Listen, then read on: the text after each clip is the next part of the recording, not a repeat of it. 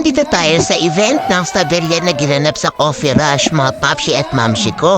Pero bukang na mali ata ako na napasok ang event. Sinaldi dapat ang nakaupo dito. Mga papsi at saka mga mamsi ko. At nararamdaman ko na parang mapapatulog ako ng asawa ko sa labas. Huy! At bumabalo na si Kuya Yan na po. Ay! Diyos ko, lagot na naman ako sa asawa ko nito.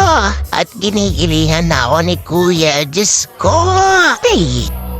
It was at this moment that he knew.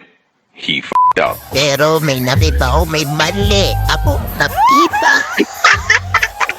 So si Kuya, ginigilingan na naman ako ng nakaganyan. Stay pa siya, modern pa.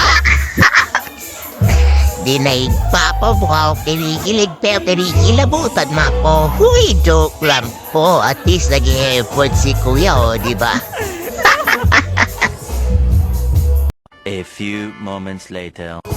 At dumami na sila mga papsi, mga mamsi ko. Huy, naku po.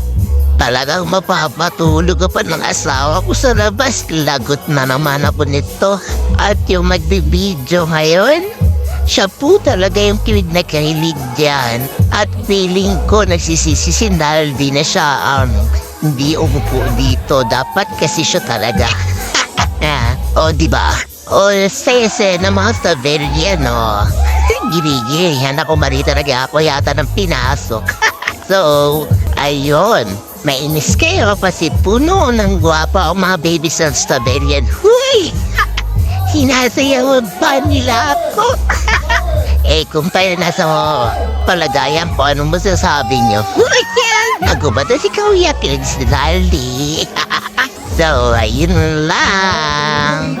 Nag-enjoy naman ako. Nag-enjoy naman yung mga tao sa paligid ko.